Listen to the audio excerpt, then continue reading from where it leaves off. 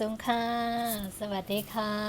อ๋อค่ะเมื่อในค่ะเขาเดมาถ่ายในวันใน1 วันในเฮ็ดสั่งหลายๆในค่ะก็หนาว่าอันนี้ก็เดมใจตั้งหมดหนังกับพนั้น1 วันก็เดเหมือนกันในค่ะวันนี้โมก็จะมาถ่ายให้ทุกท่านได้ชมกันนะคะว่าชีวิตประจำวันที่น้ำรันแต่ละวันทำอะไรบ้างนะคะ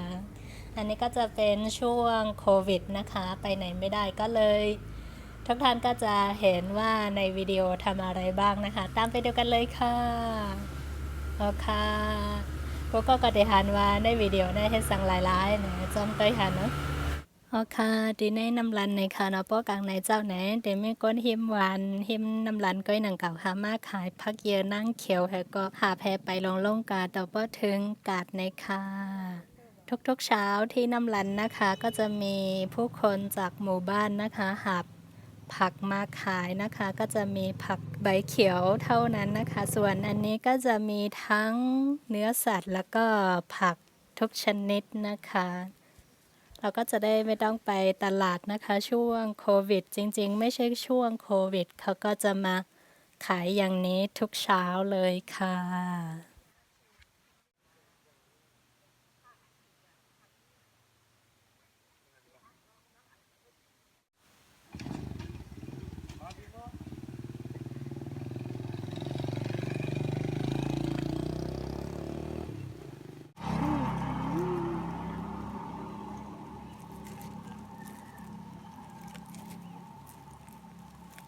ทั้งหมดนะคะเช้านี้เราไป3,000จัดแล้วนะคะงั้นไปทำกันก่อน ตื่นเช้ามานะคะบ้านของชาวไทยใหญ่นะคะก็จะถวายพระเป็นอันดับแรกนะคะถ้าข้าวสุกก็จะเตรียม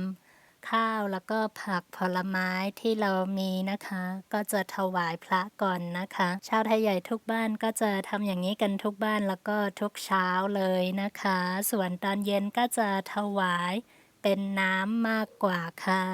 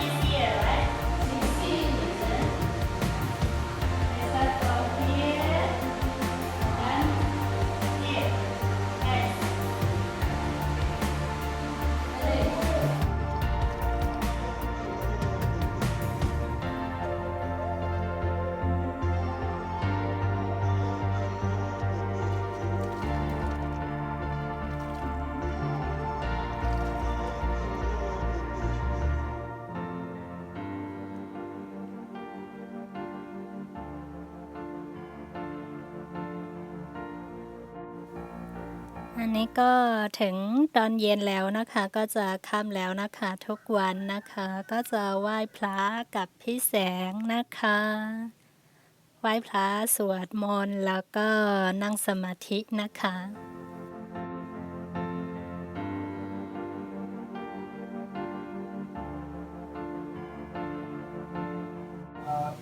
สาสาวกสังโฆอาหุนายะอาหุนายะทักขินายะอัญชลียตาริยะอันตรังโลญะเปียตังโลก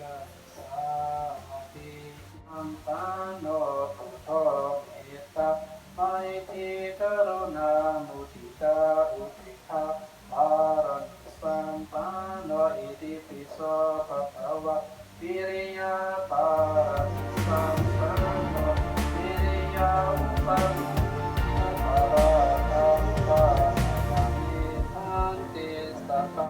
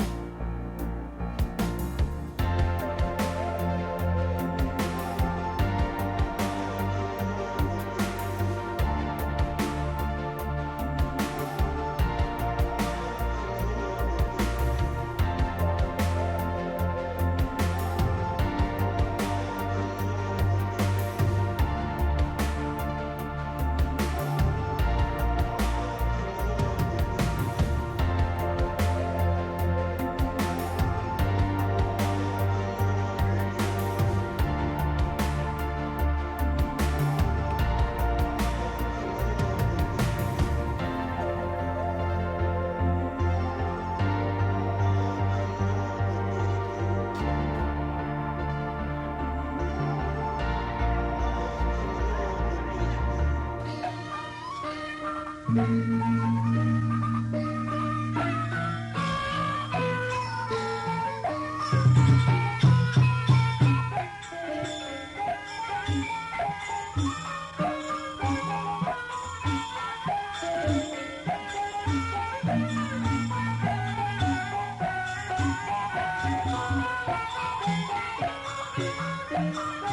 you.